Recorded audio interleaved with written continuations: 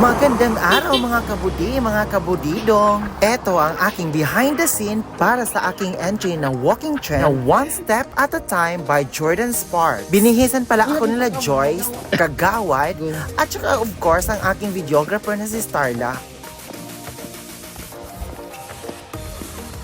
Take two. Ang layo. Pagdating pala sa take 2 guys, medyo natapilok ako dyan. Makikita nyo o tingnan nyo. Biglang nasira yung sandal or yung heels. Kaya natapilok ako. Hindi ko kinayanan. Hindi ko namalaya na dyan pala may sugat na ako. Dali-dali ako nagpahubad ng aking heels kay Joyce. At tininan ko dyan kung okay ba ang aking mga paa. Mahirap na. Baka madisgrasya na naman tayo.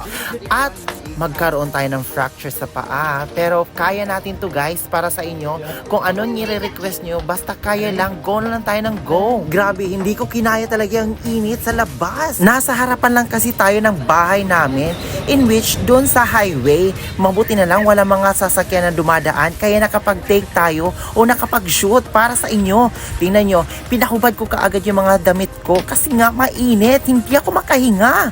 Kung ano-ano lang kasing sinasabi sa katawan ko, pero maganda yun naman yung kinalabasan. Para sa inyo mga kabudi, mga kabudido, kaya kung pwede sana mag-like and share sa aking mga videos. At kung pwede, mag-follow na rin kayo. Tinatanggal ko na dyan yung sinasabit ni Joy sa aking katawan kasi hindi ko mahubad.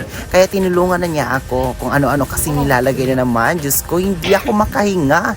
Kailangan ko ng tubig. Oh my gosh! Pawis na pawis ako dyan. At hingal na hingal ako.